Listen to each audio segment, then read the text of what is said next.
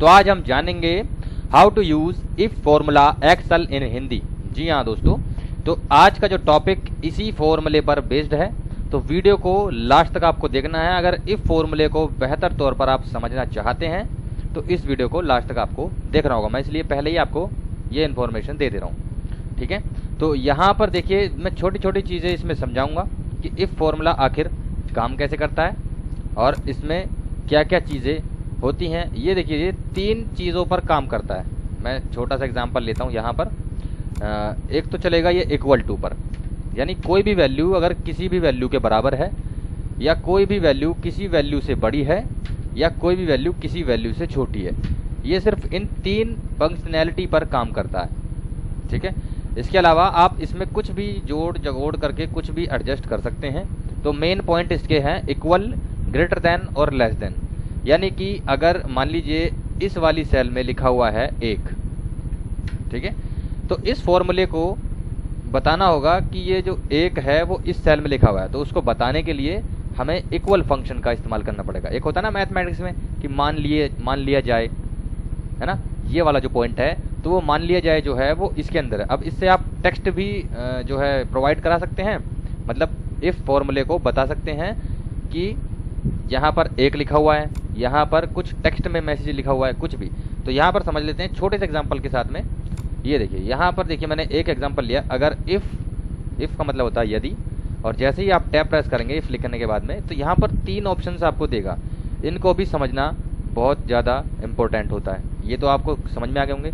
अब यहाँ पर होता है लॉजिकल टेस्ट। लॉजिकल टेस्ट का वो मतलब होता है कि आप जो इस फॉर्मूले से लॉजिक लगा रहे हैं, जो तर्क इसमें आप जनरेट करेंगे, उसके बदले में कौन सी वैल्यू चाहिए, ठीक है, ये वो चीज़ है। तो यहाँ पर लॉजिकल टेस्ट मैंने दिया, और यहाँ पर यहाँ पे मैंने लॉजिकल टेस्ट में बताया कि इस वाली सेल में अब आपको इन कैटेगरीज में से एक ऑप्शन को चुनना होगा जो कि आपके दिमाग में होने चाहिए। जैसा कि मैंने इसमें बताया कि अगर ये वाली वैल्यू में 1 है तो इस फॉर्मूले को बताना रहेगा ना। तो यहाँ पर मैंने बताया कि अगर ये वाली सेल में मान लिया जाए 1 है, ठीक है, सिंपल, इसको सिर्फ इतना बताना होता है, पहले वाले ऑप्शंस। अब कॉमा बटन दबाएंगे। अब ये फॉर्मूला समझ गया है। अब ये आपसे कह रहा है वैल्यू इफ ट्रू, यानी अगर ऐसा है तो मैं क्या करूं। ये फॉर्मूला आपसे क्वेश्चन पूछ रहा है। तो इसके बदले में हमें यहाँ पर 2 लिख दो भाई, ठीक है। यहाँ पर इस तरीके से बोल दिया हमने इसको। अब कॉमा प्रेस करते हैं। अब ये पूछ रहा है ऐसा नहीं हुआ तो क्या करूं, ठीक है। तो यहाँ पर हमने बोला इसको 0 कर देना है। अगर ऐसा यानी 1 है तो ही सिर्फ वो 2 ऑप्शन देगा, वहाँ पर नंबर 2 देगा, और अगर नहीं है तो वो 0 देगा। बस एंटर प्रेस करना है। तो यहाँ पर देखिए, जैसे ही मैं 1 लिखता हूँ तो यहाँ पर 2 दिखा रहा है। अगर मैं इसके अलावा 2 लिखता हूँ या 3 लिखता हूँ, 5 लिखता हूँ, तो यहाँ पर देखिए हमेशा 0 आएगा। तो इस तरीके से पॉइंट ऑफ व्यू समझ सकते हैं इसका। और इसमें जो है लॉजिकल कंडीशंस बढ़ती रहती हैं, उतनी बार ही इफ फॉर्मूला जो है जनरेट होता रहता है, ठीक है। क्लियरली समझ में आ गया होगा ये वाला ऑप्शन। अब थोड़ा सा इसमें कंडीशन जो है हम चेंज कर लेते हैं, यानी एक कंडीशन और इसमें ऐड कर लेते हैं। अब हमने यहाँ पर दिया कि 1 और इसमें दे देते हैं 2, ठीक है। अगर 1 और 2 हम इस तरीके से यहाँ पर लिखते हैं तो ये देखते हैं कैसा काम करेगा फॉर्मूला। इक्वल किया, इफ प्रेस किया, ब्रैकेट ओपन करके टैब बटन दबाया, और यहाँ पर जो है इस पर क्लिक कर दिया। हमने इसको बताया कि अगर ये वाली वैल्यू में 1 होता है तो यहाँ पर हमें 2 देना है, कॉमा। दूसरी कंडीशन, अब जैसे कि मैंने बताया स्टार्टिंग में, अगर यहाँ पर 2 हम लिखते हैं तो उसके लिए हमें दूसरी कंडीशन और जनरेट करनी पड़ेगी। तो इसके लिए इफ दोबारा से ओपन करना रहेगा इस तरीके से। लॉजिकल टेस्ट फिर से इसी सेल में लगाना है। अगर C6 में पहली कंडीशन में क्या था, C6 में अगर 1 है तो यहाँ पर 2 देना चाहिए।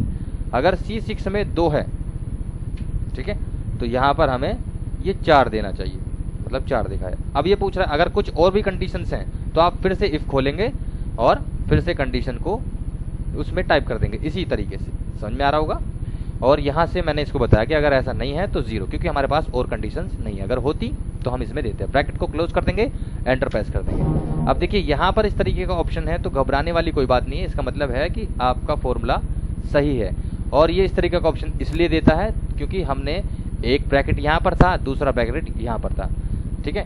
इसलिए इस तरीके का ये ऑप्शन देता है। अगर हम, क्योंकि हमने इसमें क्या किया, एक बार ही ब्रैकेट को क्लोज किया है, यानी जितनी बार ब्रैकेट को ओपन करते हैं उतनी बार ही इसको क्लोज करना होता है। यहाँ से मैंने कर दिया यस।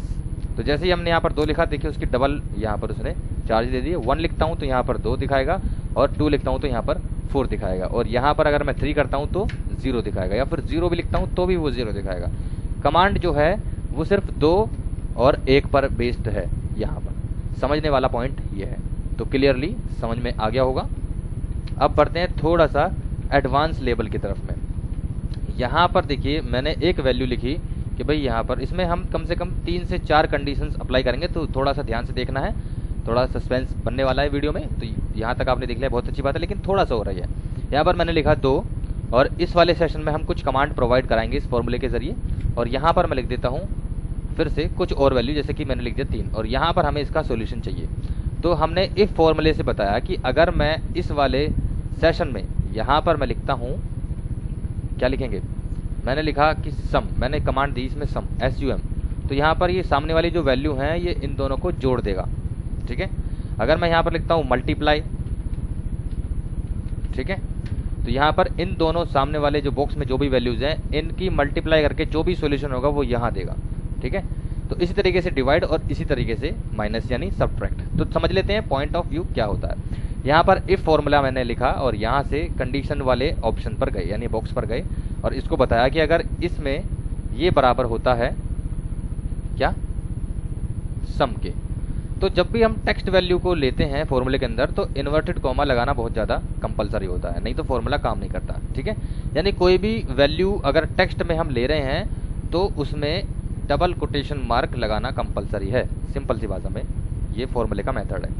यहाँ से हमने इसको बताया अगर यहाँ पर हम सम लिखते हैं तो उसको कोटेशन मार्क के बीच में बंद कर दिया, और यहाँ से वैल्यू इफ ट्रू पूछ रहा है तो वैल्यू इफ ट्रू में इसमें हमने बताया कि इस वाली वैल्यू को प्लस कर दो इस वाली वैल्यू से, यानी ये वाली वैल्यू किस में लिखी हुई है, D8 में, और ये वाली वैल्यू किस में लिखी हुई है, F8 में। इन दोनों को क्या कर देगा, वो प्लस कर देगा।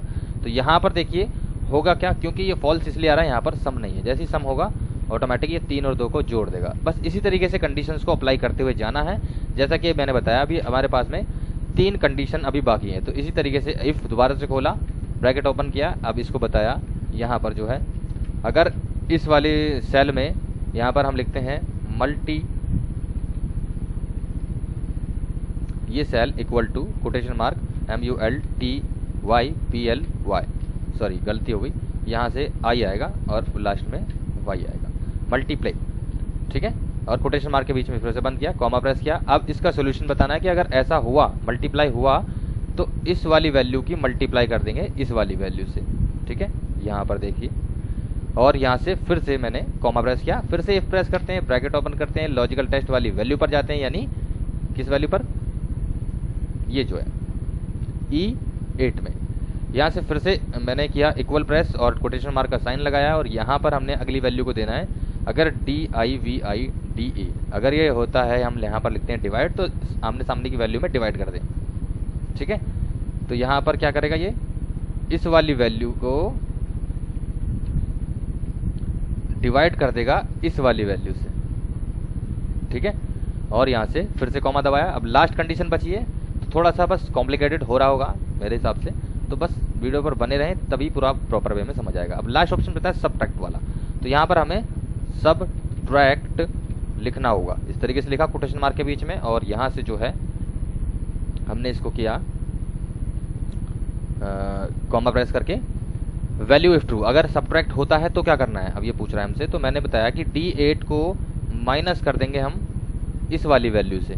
ठीक है, और यहाँ पर कॉमा प्रेस किया। अब ये लास्ट में पूछा, क्यों कंडीशन पॉजिटिव सारी कंडीशन जो थी हमने यहाँ अप्लाई कर दी। अब ये पूछ रहा है कि अगर ऐसा नहीं हुआ, जो जो कंडीशंस आपने दी हैं, जैसे सम हुआ तो भाई जोड़ दे, मल्टीप्लाई हुआ तो गुणा कर दे, और डिवाइड अगर लिखते हैं उसमें बॉक्स में लिखा हुआ है E8 में, तो यहाँ पर ये इनको डिवाइड कर दे, और अगर सबट्रैक्ट लिखा हुआ है E8 में तो इनको माइनस कर दे। अब ये पूछ रहा है कि अगर ऐसा नहीं हुआ तो क्या करना है।